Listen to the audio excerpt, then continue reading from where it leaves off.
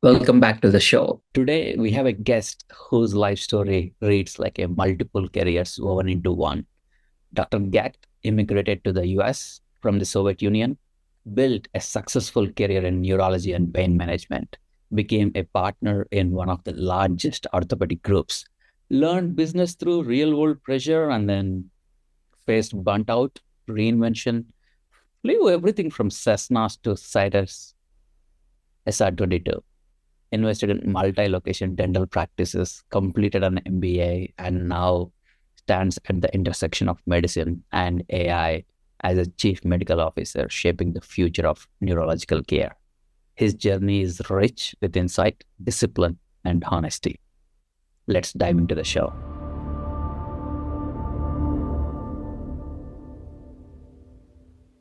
Dr. Gekht, thank you for joining me. I'm excited for our conversation today. Can you please? I'm very pleased to be here with you, Rakesh. Awesome. So I just want to start with your hobby first, and then I want to get into whatever you're doing in the business side, because that was the most exciting conversation that I had with you. And I just want to start with your hobby in aviation. So you have flown everything, like from the Cessna 172 and 182 to the Cirrus SR-22 Turbo, and even the 1947 Cessna 120. Not many physicians have a logbook like that. What did aviation give you that medicine or business could not? Yeah, no, it's one of my many hobbies. It's just I think it's important to say that it's also one of your hobbies, and this is why we're talking about it. Yeah. And I'm happy to talk about it. So aviation is the reason why I decided to do it is because I really wanted to start at the very beginning. As a physician, you are almost always at the top of the game, right?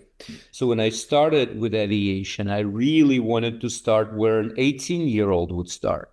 And I wanted to see how far I could push it. It's kind of like learning to walk and then trying to run a marathon. So this is really what I was trying to do. I was challenging myself to travel from the very start to and see how far I can get to.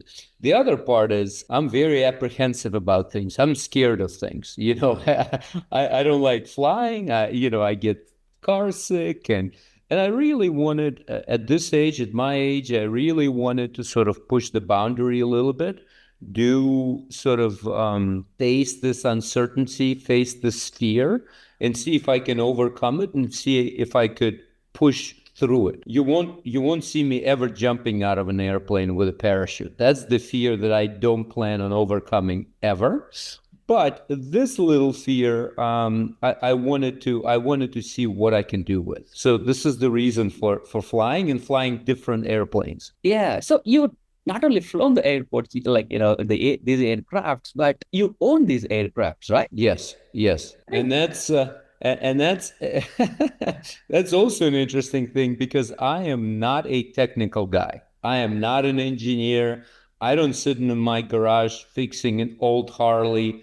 I can't even fix when my wife asks me to fix something around the house, it's going to be a problem. So, I wanted to really engage myself with aviation and I wanted to own the hardware and I wanted to be responsible for it. So That's impressive. So, like, do the habits you formed in the cockpit, like things like the checklist, the structural thinking, risk management, find their way into how you make decisions in clinical practice or in business? yeah, it's very interesting. For some reason, doctors are associated with being poor pilots, which probably has to do more with our egos than with anything else. But in reality, the processes of flying are very similar to operative processes. There are checklists, there are procedures, there are no-go zones. Flying has really reinforced those things in me. You really should be able to, when flying, you should be able to attend to multiple tasks at the same time. However, it has to be one task at a time. So it's crazy to say that, but you are talking on the radio, checking the weather, checking the landing approaches. And yet, at the same time, you better maintain speed and you better maintain attitude. You better know what the next step is, but you still have to address the step that you're currently on. So I think it's really made me probably more annoying of a human being because now I'm really about tasks and task control. My wife probably hates it as well because, again, I get annoyingly boring with this stuff. But it's really helped me focus on task at hand while at the same time sort of maintaining operational awareness of what's going on around me. Got it. So, like you mentioned that you still miss flying after selling your planes. Like, do you feel that chapter, taught you what it needed to, or do you see yourself getting back into the pilot seat in the future? You know, they say that once you're a pilot, you're always a pilot. I'm not sure about that, but I will get back to flying for sure. The reason for me to get back to flying is I don't want to just fly the same equipment that I used to fly. I want to fly the equipment that is different. Doesn't necessarily mean harder or more complicated, just different. Because I still want flying to be a learning experience. For me, it's not a way to move from point A to point B. It's really a way to sort of engage with in a new process. So yeah, I'll be flying something, probably a twin engine, because I haven't had one before. So Okay, so definitely not Cessna. maybe twin Cessna, Uh, 301, 400, who knows? uh, got it, got it. Now, you spent 15 years as a partner in a large orthopedic group. Now, at what point did you realize that clinical excellence alone was not enough and that you needed formal business training through an MBA? Well, you know, the when you are in a large, when you're a partner in a group, you're expected to have to add business capabilities to your clinical capabilities. So it's not enough to be seeing patients, to doing procedures, to doing doing follow-up visits. You actually have to be part of a business process because you are a financial partner in the group. And as I was talking to my front office, to my back office, as we were discussing accounts receivables and we were discussing, certain KPIs and overhead, and we were hiring people, I started noticing that I started asking myself, why are we doing it? What is the actual goal? Where are we going with this? So I started noticing this blind spot in my vision, and it was sort of twofold. One is I started noticing that technically there were things that I needed to understand better. Balance sheets, the profit and loss statements. I needed to better understand how to use leverage, all of those things. But I also started noticing that I need to better understand the reason why, sort of the strategy. Why are we doing it, and how can we match our capabilities to our vision? So, and I realized that I wasn't able to do it, that I just didn't have the armamentarium to do it. So that's when the idea of joining a business school came about. Got it, got it. So, was there any defining moment for you, like, that is happening inside the practice? I think the defining moment was when a chief financial officer started throwing figures at me. I got cross-eyed and he couldn't understand. And I realized that we were speaking the same language, but we weren't but we weren't on the same page. And I realized that I cannot be a participant in a multi-million-dollar enterprise which employed over 200 people without really understanding the ins and outs of business communication and management. Got it. So, like, eventually you got bought out. So, if I just recollect our conversation, you have described your burnout as financially positive but emotionally heavy. So, that combination is not something physicians often talk about. Like, what made it heavy for you? You mean what contributed sort of to burnout type stuff? Is that what you're asking, Rakesh? Yeah. So, like you said, financially it was very well, but still You were burned out, Correct. and then you are just feeling heavy. So Correct. Correct. right, so was it just monotony after 15 years, or any quest to get to do something new? What made it heavy for you? Correct. Well, I think different physicians have different reasons for burnout. And I think the burnout can be defined in different ways.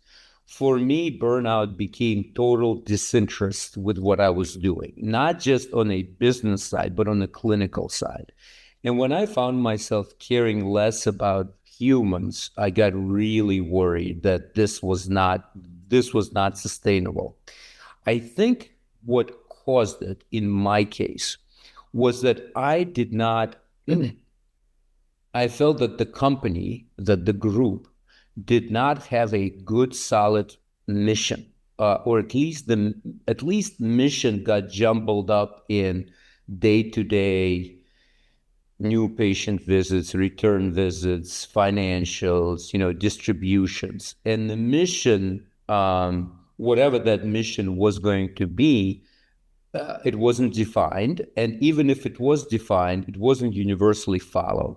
So for me, waking up in the morning and going back to doing the same thing that I was doing for 15 years, day in, day out, without clear purpose was sort of the turning point, was when I started thinking, why am I here?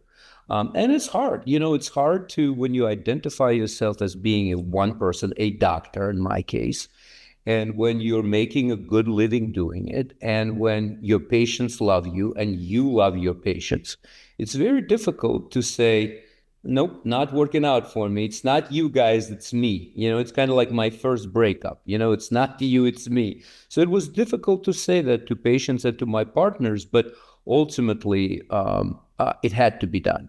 On the same experience lines, if you were advising a young physician who is about to sign a partnership agreement, what do you wish they understand about the true weight of these contracts?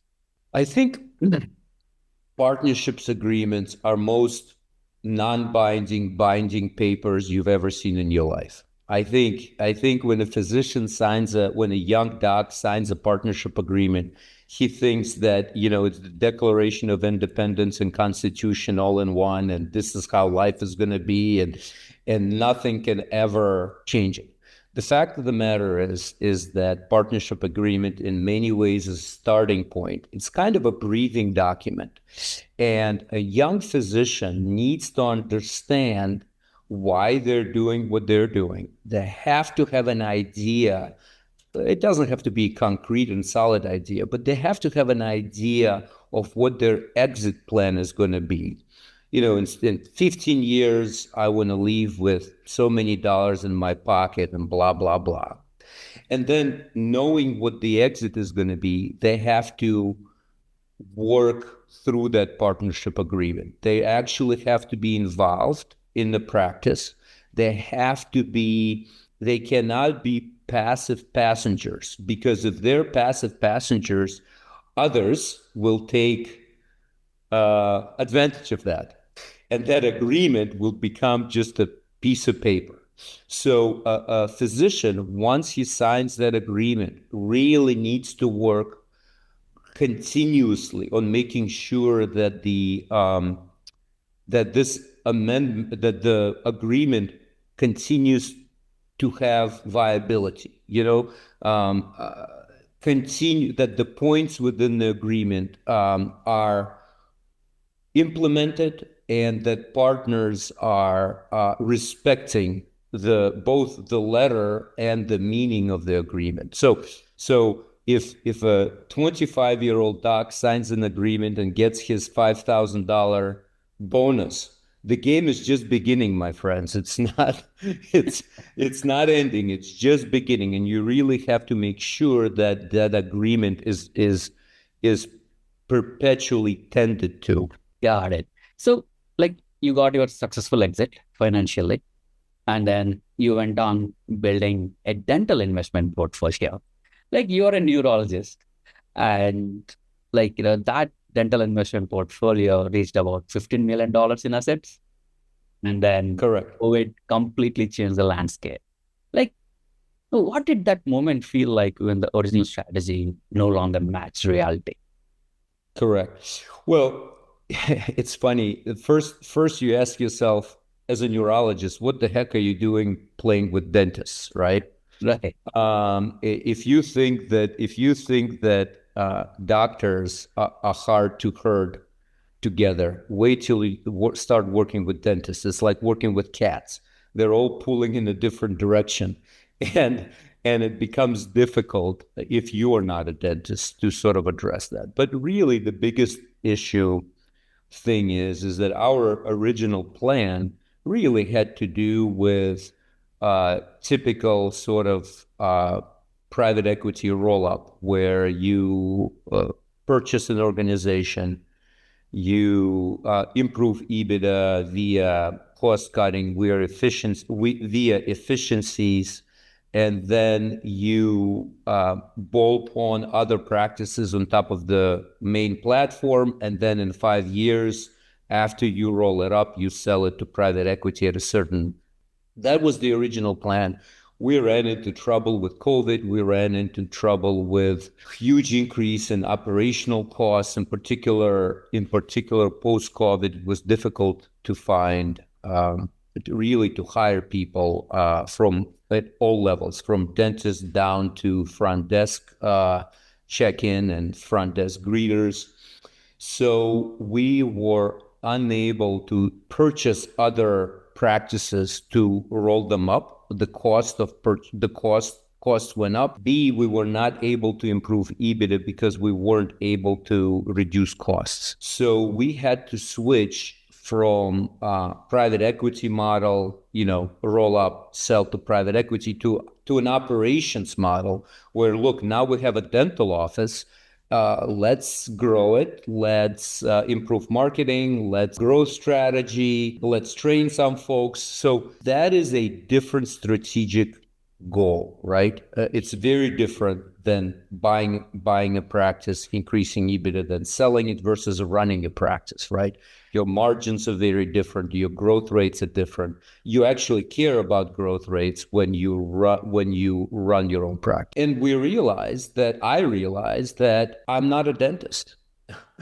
I know it's silly, but I realized that I'm not a dentist, and that if I wanted to properly run a dental organization, I needed to have a degree of some kind, a near dentistry degree. So that's how we sort of had to change our perspective. We had to hire some people who are dentists or near dentists, and we had to turn to sort of organic growth. Got it. So, as the portfolio contracted from multiple offices to one, what did that teach you about the risk, the leverage, and what truly drives value the healthcare business?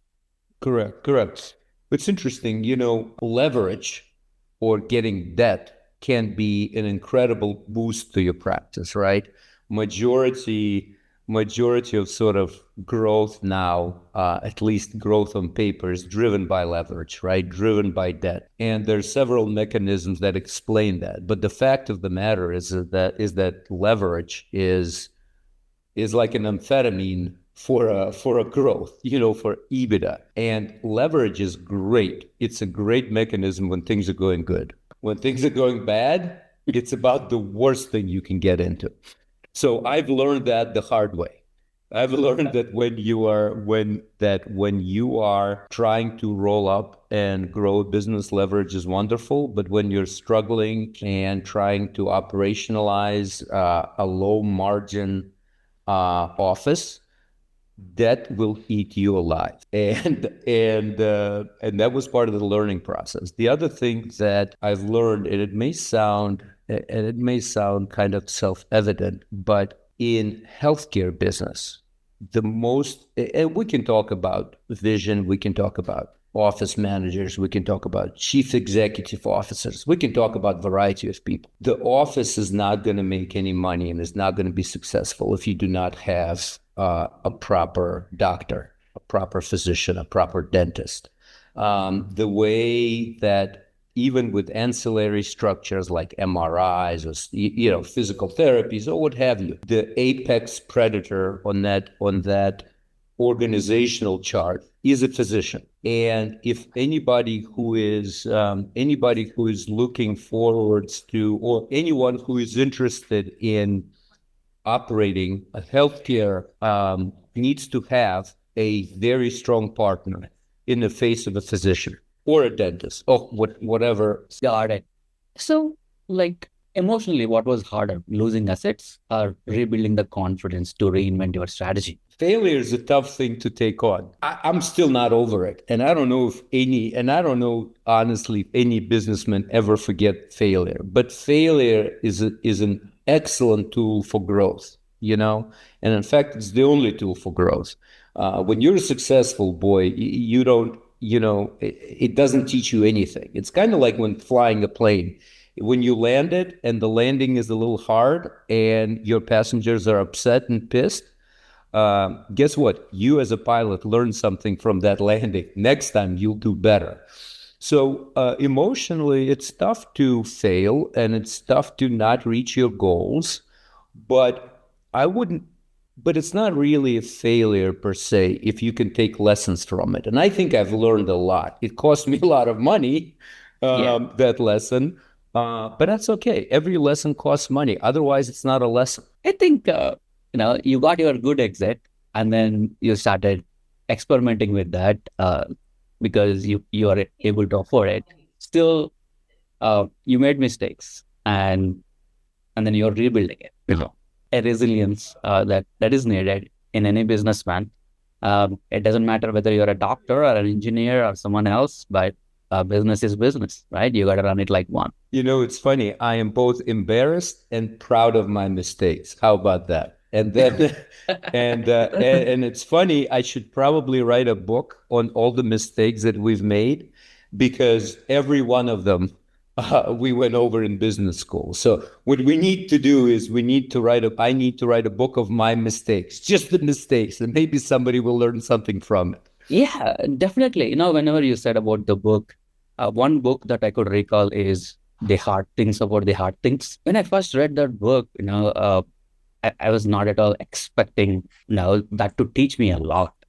I just thought like, it would be another motivational book, but, I just pick it up because one of our business coach suggested us to read that book. And then I picked that book up and then that changed my perspective. So definitely, you have a lot of experience. I think writing a book is actually in need of the art. I just wonder if the problem is that I don't think I've made all of my mistakes yet. So I need few more years to make more mistakes for a thicker book. We can have a series of books, right? Like, till 2025. Several chapters, several volumes. Yeah. So, and I want to jump onto another interesting conversation on artificial intelligence. Like, right now it's the buzzword, new kid in the town, right? So you completed the MIT Artificial Intelligence in Healthcare certificate, and then you're beginning the MRI program next. What makes neurology the place where AI can make real, meaningful impact right now? If it's an interesting question, if you look at all of the venture capital investments into healthcare right now, neurosciences comes in second. Number one is oncology. Neuroscience is second. Part of the reason for it is that as a discipline, neurology is a very descriptive discipline. A doctor asks a patient, well, show me what the tremor looks like. So you show them a tremor. They ask them, well, describe the headache to me.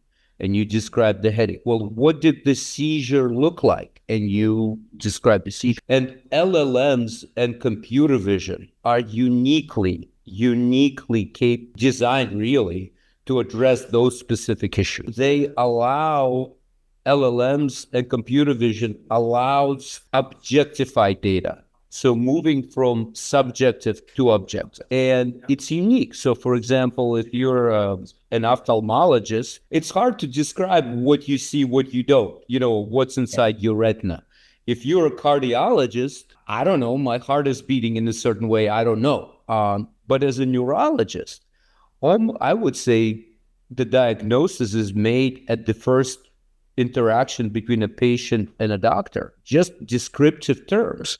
So AI is just an absolutely wonderful tool that's going to help us, and it's going to help we can start with degenerative disorders like Alzheimer's disease, mild cognitive impairment, and move all the way to stroke management, all the way to seizure and epilepsy and multiple sclerosis and imaging. So I think neurology in that way is a wonderful place to start and wonderful place to build. Got it. I think you covered the broad spectrum whenever you said from Alzheimer's to now detecting a stroke to multiple sclerosis. So, where do you see the immediate practical use cases, like things like imaging or EEG interpretation, or what feels closest to the real adoption? Well, the closest one is for sure neuroimaging. I think that's already there. I think there have been multiple studies comparing radiologists with AI algorithms, and AI algorithms seem to be better at picking out certain imaging findings. So that's already here, and it's going to help us understanding the ischemic penumbra, what we call, or ischemic damage in a stroke patient. It'll help us pick up the number of lesions in multiple sclerosis. So imaging part is there already. The second part that I think is very close is implementation of computer vision in gait evaluations. I think for Parkinson's disease patients, it's already here in terms of fall precautions, and that kind of stuff. It's already implemented in hospitals, but we can use it to assess efficacy of Parkinson's medications on gait, on tremor. I think there's been excellent data looking at how Alzheimer's disease patients move through the house and whether or not their movement within their house is predictive of the rapidity development of the dementia. So that's there as well. EEG is on its way. A reading of EEG provides a wonderful way for AI algorithms to work because it's really machine learning. You can easily label outcomes and label data and let AI do its thing and be a predictive to pick up on early signs of seizures or alerting signs. So it's very exciting. Got it. So that's really great information. You got a formal certificate from MIT in artificial intelligence. I think we should do a standalone podcast just on that. I think you can talk for more than half an hour on it. I can talk for quite a while, almost about anything, but AI in particular. Yeah. So I quickly want to jump onto your new venture. You're serving as a chief medical officer at an early stage artificial intelligence company. How does leadership in this environment differ from the traditional clinical or operational leadership roles physicians usually hold? Well, this is a very exciting startup. I'm very excited to be part of it. It's called the Tremor Project. It's a application software interface which objectifies degree of tremors, and it helps a patient understand what causes his or her tremor to get better or worse. And the future of that project is going to involve wearable technologies, which actually, based on predictive AI algorithms, actually help treat the tremor. So I'm super excited about it. It's called Tremor Project. We're just starting. And to your question, what's the difference? The difference is when you're a chief medical officer of a startup, you are asked to be excited. You are asked to think outside the box.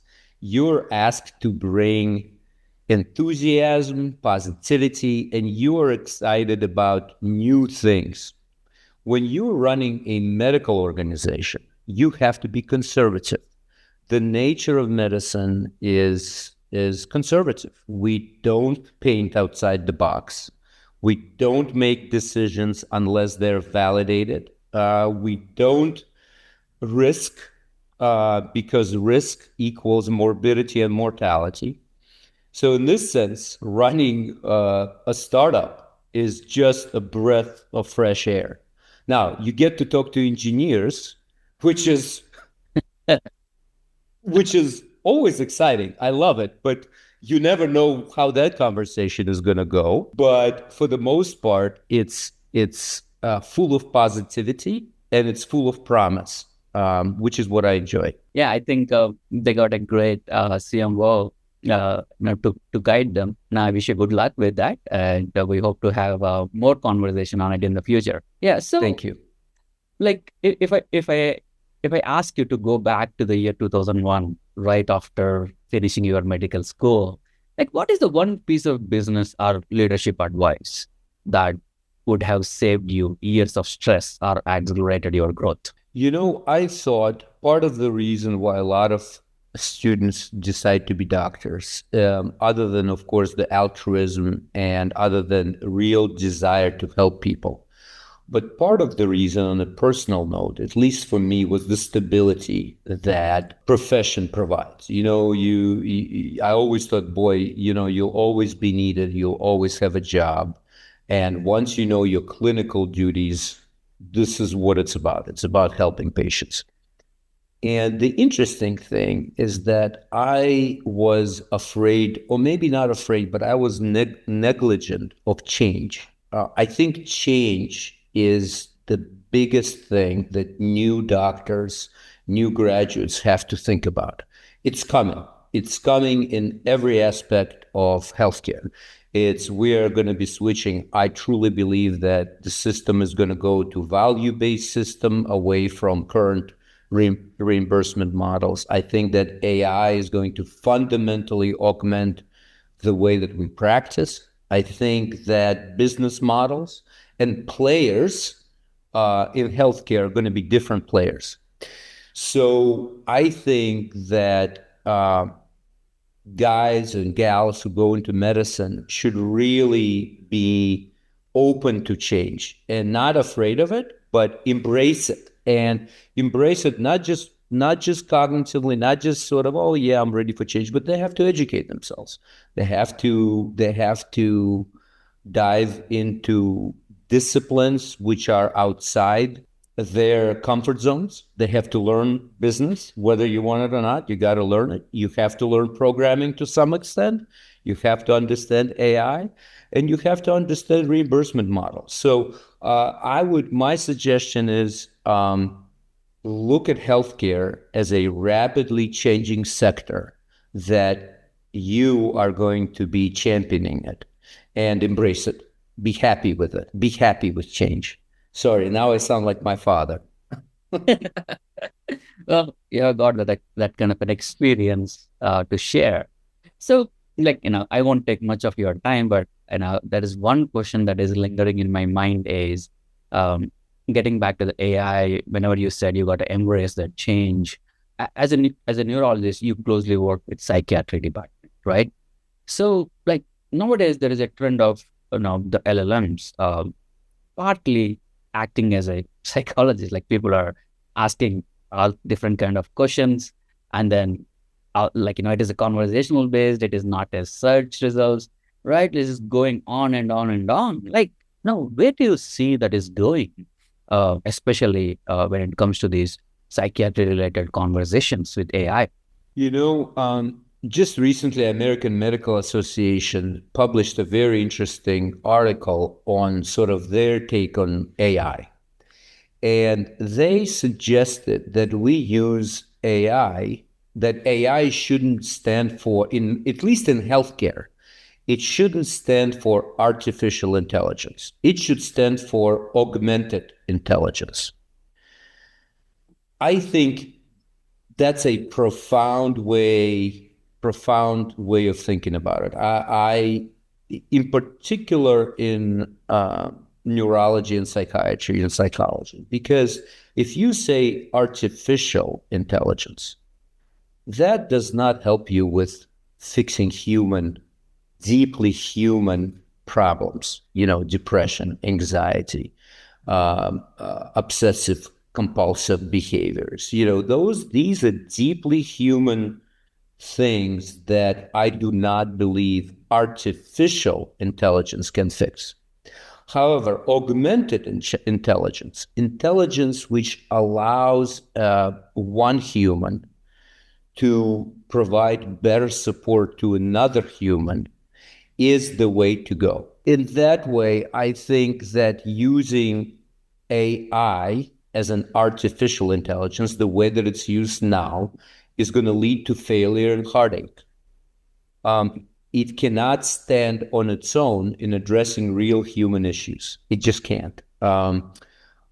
Maybe someday when we get to super intelligence or maybe AGI, but we're not there. We're not there. We're, as you know, AI, the way that it currently is now, is essentially best case scenario, multi-layered statistical model that with some transformers. So in that sense, I think using AI to assist a therapist in guidance of a patient is the way to go. That's kind of my take on it. Long-winded answer to a very straightforward question. I apologize, Rakesh. No, this is a very tricky question because it is still evolving. No one knows where it is going, and we are in the midst of the chaos, right? Like, and then I know professionals like you bring structure to the chaos. So that's why I just wanted to ask that question. So I really appreciate your response, Dr. Gekht. So this has been an incredible conversation, like aviation, burnout, business, failure, reinvention, finally the AI, the artificial intelligence. Well, you want to look at that as a augmented intelligence. So correct. These are not topics physicians often hear in one place. So your experience has been a life. It's a lot for anyone to take from this. Thank you for sharing your journey, Dr. Gekht. We appreciate it. I really enjoyed it. Thank you, Rakesh. Thanks a lot.